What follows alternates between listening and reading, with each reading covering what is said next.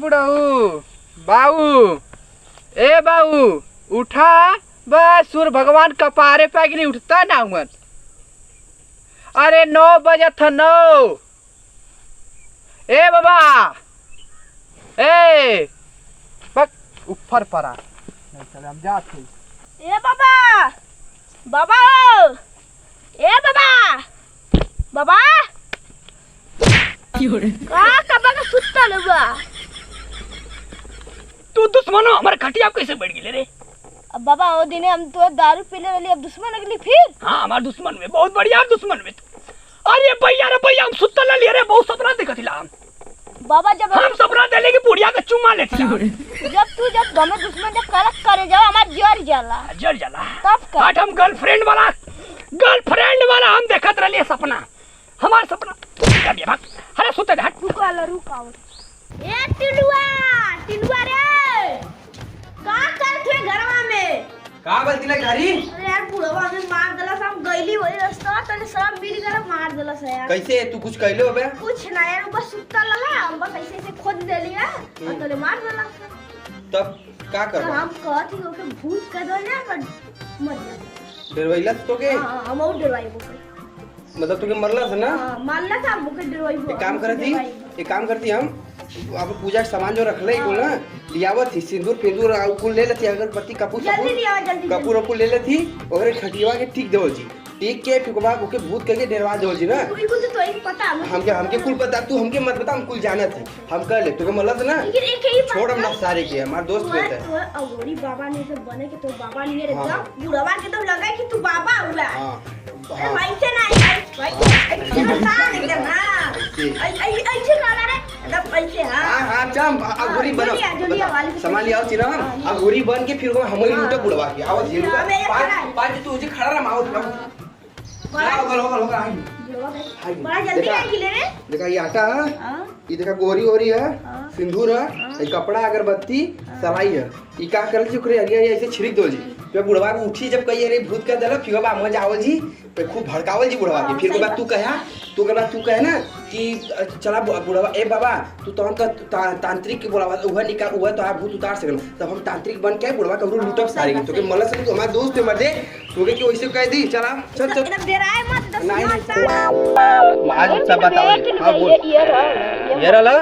बताओ जी सारी की कागज बढ़िया एकदम करा सारी की उठ ना पावा गहरी नींद मेरी तो हमके करे जिला फटाफट दे अब हम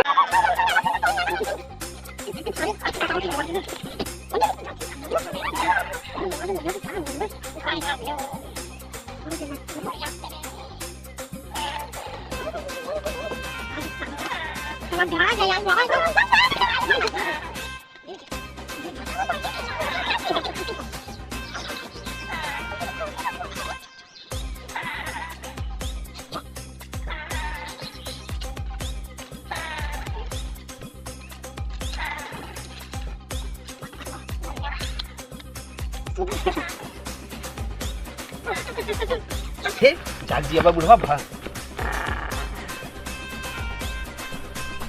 ए बाबा हाय का हो गया लइका ने मार को कह के चल कर भूत हाय कोई हाथ को कपड़ा उड़ा देले हुन अरे मैया पूरा आजे कुल को ठलो बाड़ा भूत का देना अरे भैया अरे भैया ओ भैया अब हम के कुल भूतवा कह देना ये हीरा।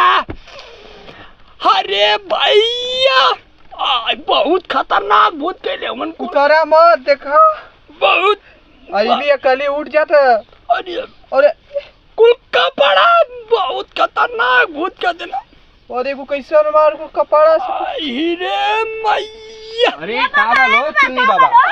का बोलो अरे बाप रे पहला वाले के भूत का देले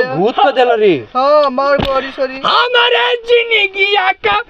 रेफावा कहीं ना है भैया बुढ़िया के याद में रहला हां तू चल दिया बुढ़िया के याद केला तब कौनो कहीं ना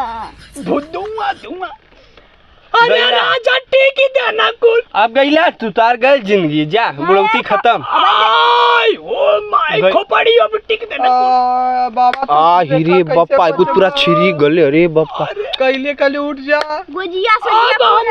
हम आला रे जब तो जगह में तबले ना कहला गारी नींद में रले प्यार करत रले बुढ़िया से ए बाबा एकर बच्चे को उपाय हम बताइए खे मत छुरे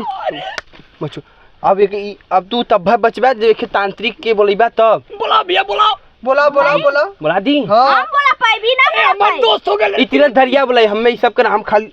ओ बोल तू बोल अरे बोला ओ तिलक अरे भैया जल्दी कर भूतवा चढ़ा देखो बढ़िया पे का तने ओकर नंबरवा सोचे देबा मोबाइलिया अरे मोबाइलिया दादा मोबाइलिया बोल दे ना मोबाइले गलू घर जा वहां से जा होते मोबाइल रख ले खटिया देखा जल्दी जा आवाज भूतवा कहीं देना है चुप रहा हम करत कुल उपाय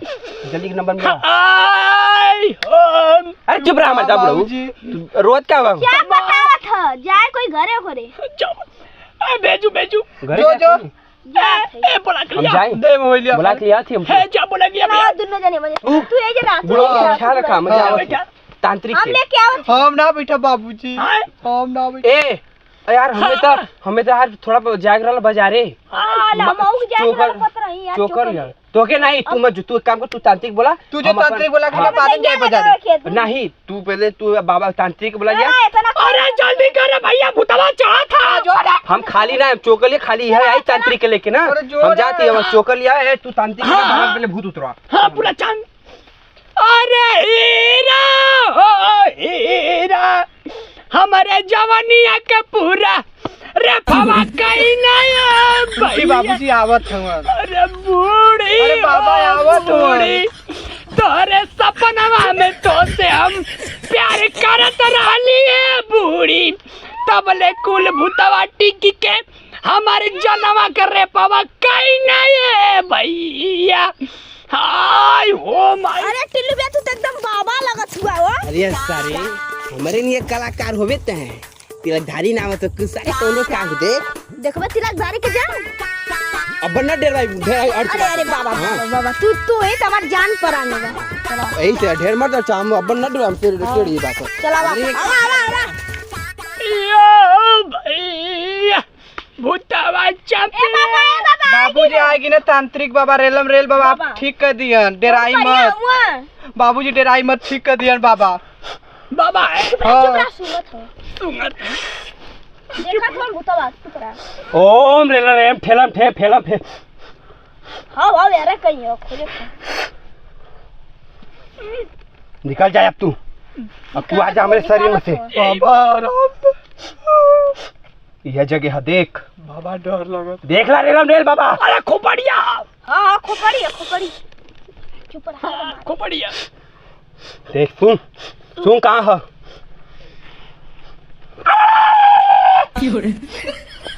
कुछ ना होई बाबा तू घबरा मत ना भाई बाबा सही करा बाबा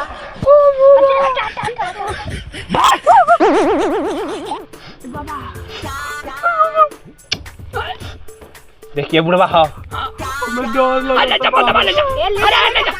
ले जाएगा देखत हूं अरे चाहता ए बाबूजी डर लगत चाहता भूतवा ओम ओम रेलम रेल देख देखा था मन देखा चुप रहा ओम रेलम रे आजो रेलम रे आयो देख का ये बुढ़वा हाँ एक के प्रसाद दो के मारे खुचा पहले मार दे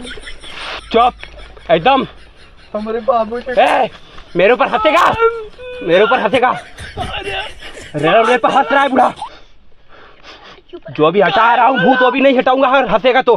चुप रहा बाबा चुप है इसका लड़का है खोपड़िया तो फाट गई चुप इसको उठा चुप इसको उठा इसके ऊपर छीक छे बस बैठ बैठ बढ़िया ए, बढ़िया बाबा जैसे मैं बोल रहा हूँ वैसे बोल। देख देखा रेलम रेल बोल रेलम रेल हो रहा रेलम रेल रेलम रेल बोला बाबा का थवा रेलम रेल बाबूजी बोले बदे ना बोली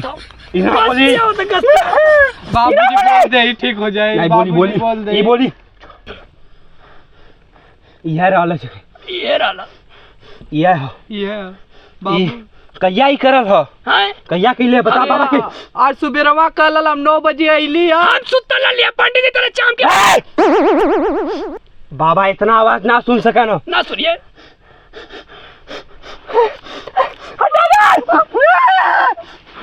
हटा दे आवाज यह हो यही में करल हो तोर आत्मा यही में ले आवल चाहत हो ये मैया बहुत बुरा कइले हो हटा दे बुढ़वा पहले हटा दे ए बताते मार बता बस बैठ दे जली बाबा के प्रसाद बाबूजी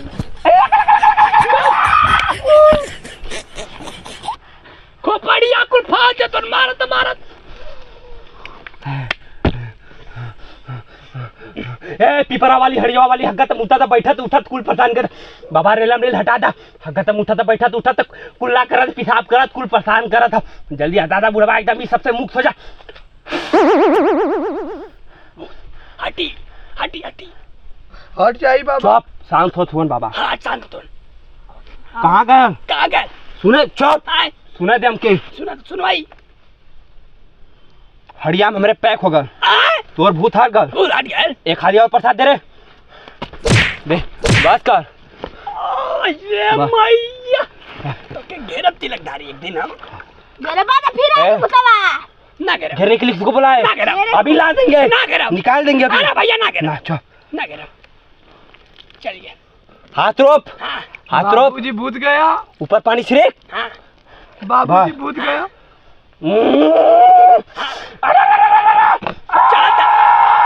ओम भाग चल होगा चल हरियो बाबूजी ठीक हो गया उतर जाई अरे हट साला में से हट बैठ बाबूजी बड़ा उतर गल भूत हाय देख ले हाय देख नीचे देख अरे बाबूजी रानी फिर से आ जाई चल हाय देख ले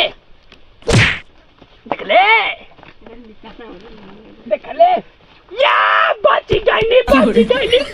बाबूजी हमारे मती साला नहीं तक देख ले भूतवा भागी गए बच गई अरे चल तिलक दरिया के ठंकू चला बाबू बच गई